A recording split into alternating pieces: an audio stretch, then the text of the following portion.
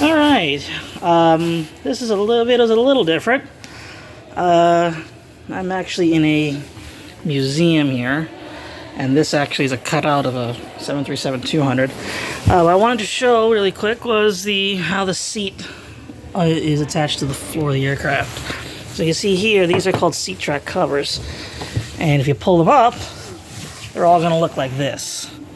Okay, so you have the components here and here. Over here is a little screw or a nut that a little screw rather that you torque in. This design is a little different because this is from an older airplane, but the concept's still basically the same. So it seats inside here, and under here, you can't really see it because of the dirt, but it's called an anti-rattle nut. So you put it in place, in with the holes, all right, and it lines up.